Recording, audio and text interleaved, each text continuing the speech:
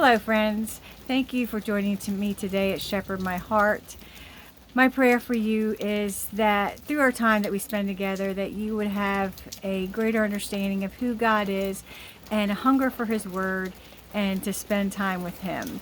I'm going to start off with reading a scripture about the awesomeness of God, and I'm going to be reading from 1 Chronicles 29, 10 through 13, and today I'll be sharing from the ESV version. Therefore David blessed the Lord in the presence of all the assembly. And David said, Blessed are you, O Lord, the God of Israel, our Father, forever and ever. Yours, O Lord, is the greatness and the power and the glory and the victory and the majesty. For all that is in the heavens and the earth is yours. Yours is the kingdom, O Lord, and you are exalted as head above all. Both riches and honor come from you, and you rule over all. In your hand are power and might, and in your hand it is to make great and to give strength to all.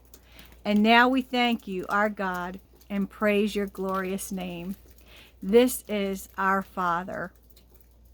Today I'm going to be sharing Hannah's prayer, and this is found in 1 Samuel chapter 1 through chapter 2 verse 11.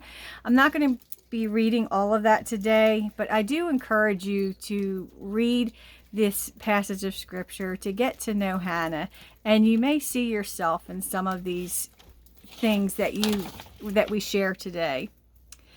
The first thing I do want to look at is chapter 1, verses 9 through 12. Just to give you a little backstory, if you don't know who Hannah is, she is the wife of Elkanah, who also had another wife. And Hannah was unable to get pregnant and have a child. And the other wife would harass her horribly because she was able to have children. And Hannah expresses how she feels about this in verses 9 through 12. After they had eaten and drunk in Shiloh, Hannah rose. Now Eli the priest was sitting on the seat beside the doorpost of the temple of the Lord.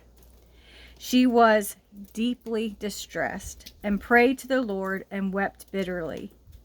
And she vowed a vow and said, O Lord of hosts, if you will indeed look on the affliction of your servant and remember me and not forget your servant, but will give to your servant a son, then I will give him to the Lord all the days of his life, and no razor shall touch his head.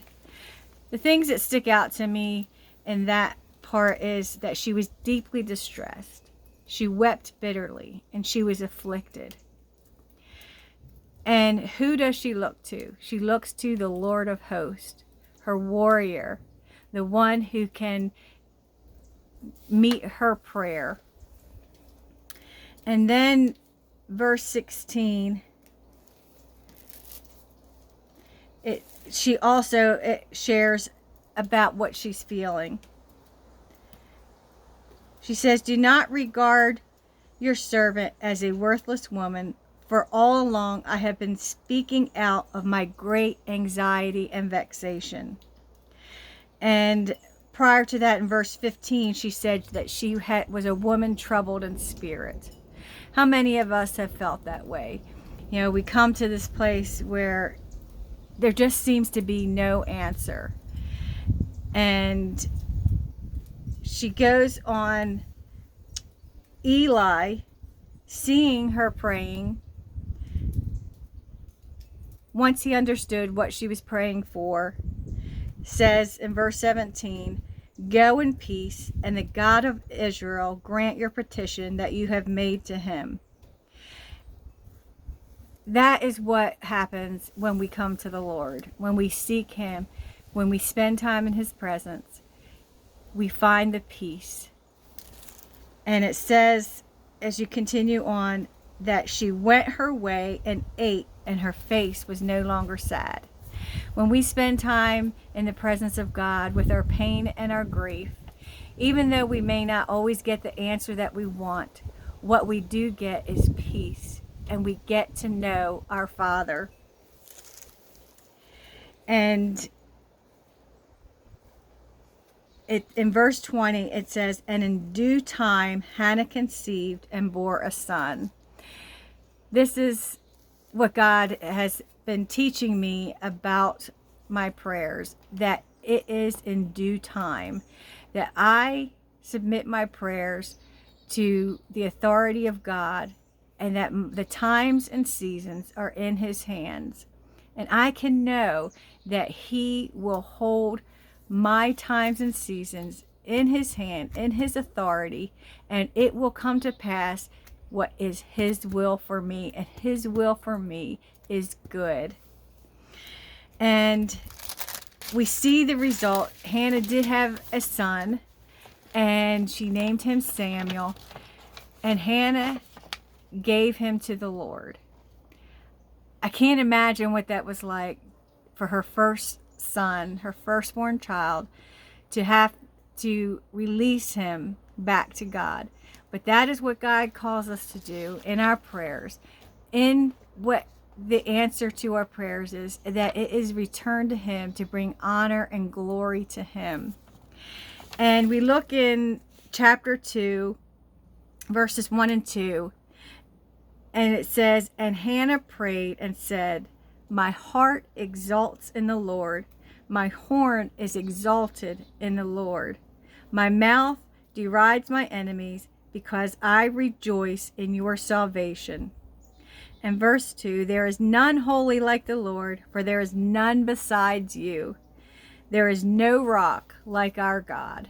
What a difference we see in Hannah's disposition from when she first started out, when she was deeply distressed, when she wept bitterly. She was afflicted. Her heart was troubled. She was in great anxiety and vexed. And when she went to the Lord of hosts, her warrior, what a difference we see, that it changed her countenance to exalting in the Lord and rejoicing in her salvation. My prayer for you is that in your grief, in your anxiety, that you would come and pour them out to the Lord. He wants to hear from you, and He will give you peace. He will be there. He will provide what is needed for you. God bless you and be with you, and may you know Him as Father.